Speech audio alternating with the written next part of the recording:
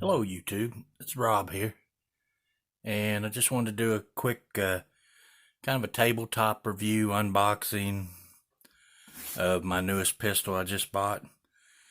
I recently picked this up, it's February the 15th. I purchased this from Bud's Gun Shop in Lexington.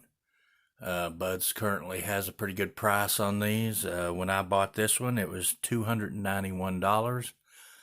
And as of yesterday, when I looked online, they were selling these for $269.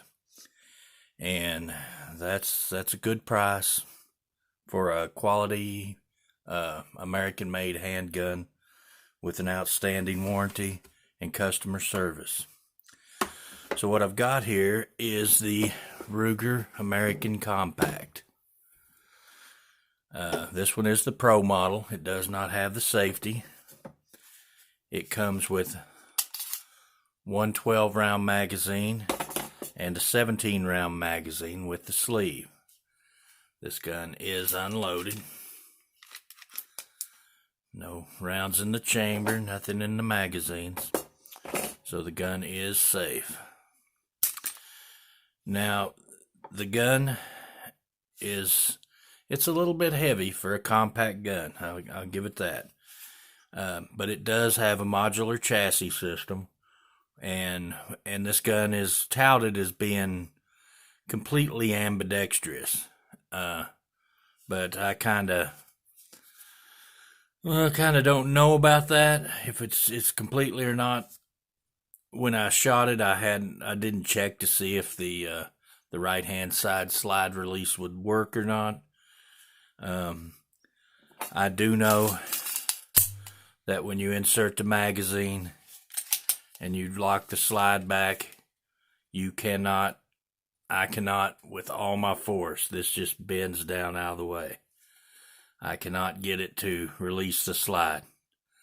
So, in my opinion, if it doesn't work, why put it on there? There's too much flex in this for it to actually work. And it doesn't bother me because I will never use that. Now, it might be different if I had a round in the chamber. Like I said, I shot it, but I never thought to press this with a round in the chamber. It could possibly make it a little easier to activate. On the offside, though, it's pretty simple. Just it's big enough you can get a hold of it. It's fairly flush with the gun. Doesn't protrude out no great deal. It does have ambidextrous mag release. One of the things I noticed about this mag release is when the mag's in there, there's quite a bit of movement in it. That kind of bothers me.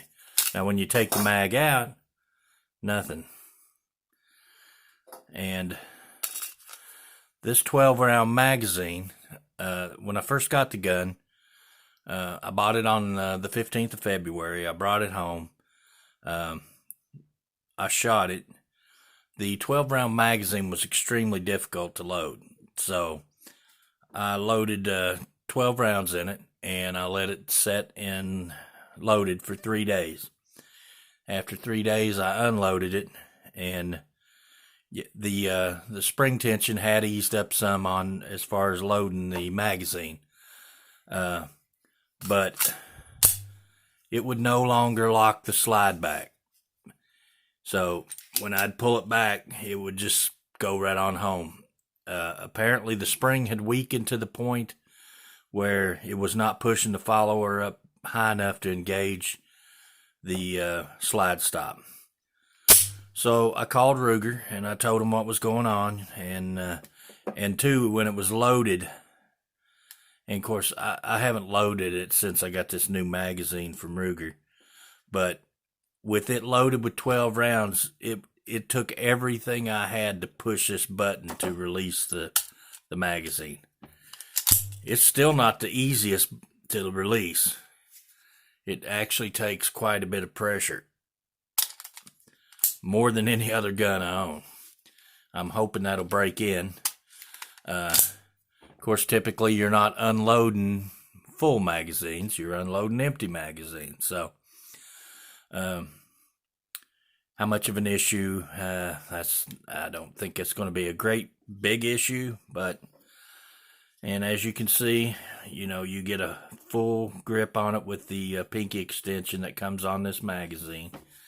It also comes with a flat base floor plate if you would like to switch that out for even more concealability. And then in the box you have a 17 round standard capacity magazine. Now, I have not loaded this magazine or fired it. Let me put it on right, maybe it'll work. There we go. So with that in the gun, you get a full grip. But one thing I don't like about it is it just seems not to really match the gun. I mean, you would have thought they could have put a little diamond, or it just looks odd. They did do a little checkering on the front, but it just, to me, it looks odd. And personally, I would have just soon had two 12-round magazines and not had this one. But, that's what it comes with. You do get interchangeable back straps. My hands are fairly large, and I usually use a medium back strap, but with this one, I switched to the small one. And the reason I switched was because in shooting it, my finger didn't wrap around far enough around the trigger and was actually hurting the end of my finger.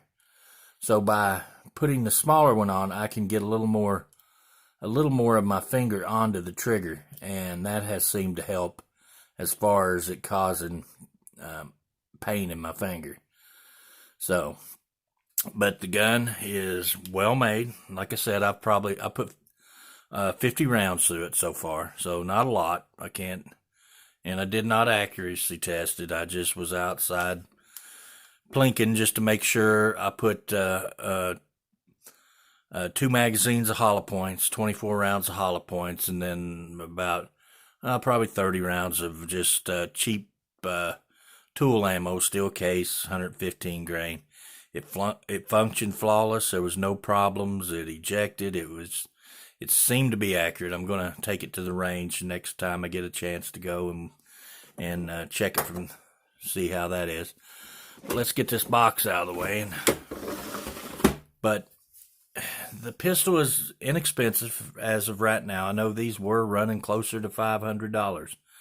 A lot of people talk about this shelf here on the back as far as it hurting their hands. I know one of the bigger YouTubers said that it hurt his hands. I put 50 rounds through it, and I have to say that there was no redness, no pain, no problem whatsoever with that. I really like the gun. I think it's a good looking gun. Like I said, it's a little on the heavy side. This one is one of the newer ones. The older ones had a stainless barrel in them, and that was part of the recall that they had done. There were some issues with the barrel contacting the front of the slide where it locks up and causing cracking in the slide, and that's been taken care of. I did call Ruger up and tell them about the issue with the magazine. They were super great. They didn't ask no questions. They was like, we had a batch of bad magazines. We'll get you a new one out in the mail. It'll be here in 3 to 5 days. All we ask is you drop the old one in a envelope that they supplied and send it back to them, which I did the next day.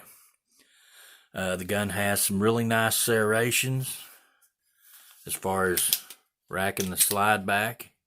They're not hard to get a hold of. It has real Novak branded 3-dot sights, and I got to say, these are pretty excellent sights. Takedown of the gun is super simple. Lock the slide back. Now, if the magazine is in this gun, you cannot rotate the lever down.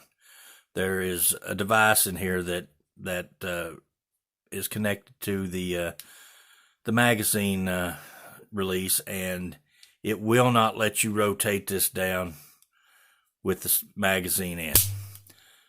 So you eject the magazine, you rotate the lever down, you let it come home. There's no pulling the trigger. It slides off. Of course, this gun has been shot, and I have not cleaned it, so it's a little bit oily. I did clean it and lubricate it when I first got it, but the machining in it is extremely nice. Steel guide rod, flat spring, two-piece design. These do have the cold hammer forged barrel, and what Ruger touts as a recoil reducing lug. I'm not sure how that's supposed to work, and this gun is dirty, as you can see. This gun does not have very much felt recoil, and of course reassembly is just as easy. Put your guide rod back in. It does have the chassis system. These rails right here got big beefy rails on the gun. You can remove this lever and this whole chassis pops out. So maybe at some point they'll offer different frame variations, maybe colors. So maybe that's coming in the future. Although I do not think that the Ruger American was quite as big a hit for Ruger as they would have liked for it to be. Ruger's kind of always made really high quality guns, but they've always been an underdog when it comes to police force and military and things of that nature using them. And I think a lot of that has to do with especially the older guns, a lot of the built-in safety features that weren't liked so well, like the magazine disconnects and the big loaded chamber indicators. But it is a very robust built gun, very solid. The polymer is extremely solid. I mean, this thing is built like a tank. This slide is built like a tank. To reassemble, push it on, pull it back, rotate your lever, and it's good to go. The trigger on this gun, this has a pretty good trigger. It's definitely better than any Glock trigger. You do have the little safety lever in the middle of your trigger.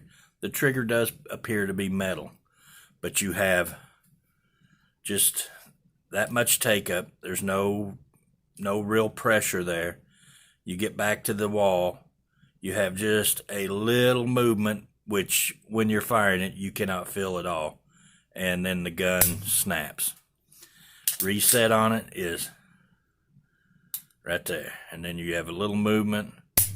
But when you're firing the gun or dry firing it, you really don't feel that. It's like you feel the initial resistance, but you don't feel that little bit of extra travel. It's just, it feels tight and then it just breaks. In my opinion, it has a really nice trigger.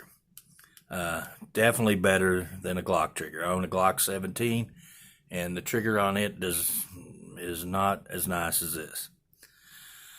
So my thoughts on it overall is I want to shoot it some more. I really like it.